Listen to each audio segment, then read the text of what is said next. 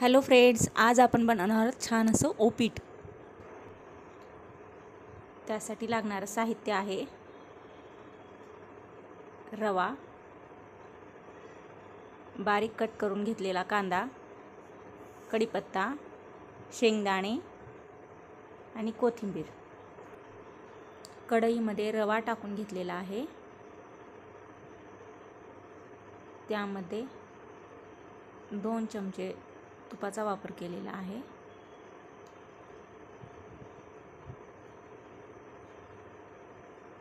तूप टाकून आपल्याला रवा खरपूस असा भाजून घ्यायचा आहे। त्यासाठी आपल्याला सतत हलवत राहायचं आहे, जेणेकरून रवा करपणार नाही आणि त्याची चव बिघडणार नाही।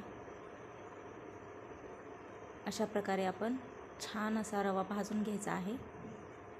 हे पहा, रवा किती छान भाजलेला आहे, त्याला लाल असर कलर आलेला आहे। आता आपण रवा एका डिशमध्ये काढून घेणार आहोत। हे पहा, किती छान असा रंग आलेला आहे। कढईमध्ये तेल टाकून घ्यायचं आहे। तेल थोडं गरम झाल्यानंतर त्यामध्ये मोहरी, जिरे टाकून घ्यायचे आहेत। त्यामध्ये कढीपत्ता,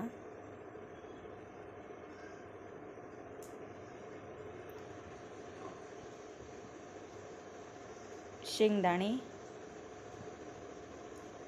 व्यवस्थित परतून घ्यायचे आहेत, खरपूस असे। शेंगदाणे छानसे भाजल्यानंतर आपण त्यामध्ये कांदा ॲड करणार आहोत। छान भाजलेले आहेत आता शेंगदाणे। आता आपण त्यात कांदा ॲड करतोय।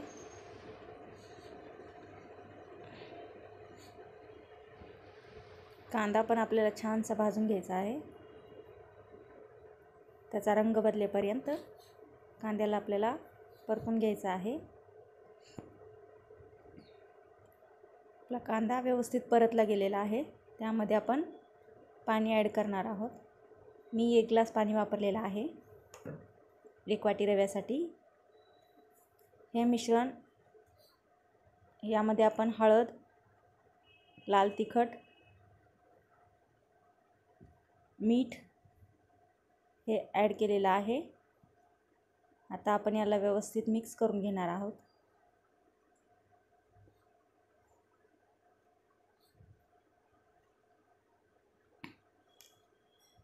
हे व्यवस्थित मिक्स झालेलं आहे। आता आपण याला उकळी येईपर्यंत 2 मिनिटं थांबणार आहोत। हे पहा, छानशी उकळी आलेली आहे। आता यामध्ये आपल्याला रवा ॲड करायचा आहे। रवा गरम असल्यामुळे मी डायरेक्ट डिशनीच टाकत आहे। आपल्याला रवा व्यवस्थित ॲड करायचा आहे, जेणेकरून त्याच्या गुठळ्या होणार नाहीत। रवा ॲड केल्यानंतर आपल्याला सतत हलवत राहायचं आहे।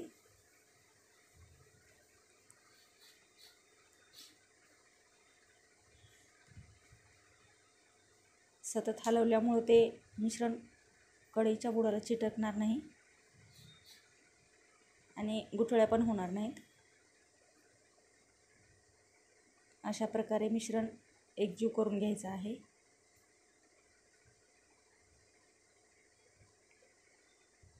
हे पहा, किती छान मिश्रण एकजीव झालेलं आहे।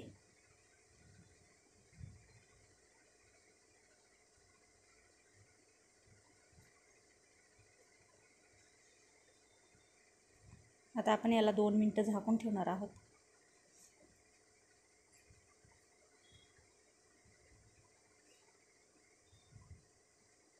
दोन मिनिटं झालेली आहेत। आता आपण पाहूयात। हे पहा, किती छान असा कलर आणि किती छान मिश्रण झालेलं आहे। आपला उपीट किती छान झालेला आहे, त्याला रंग पण किती छान आलेला आहे।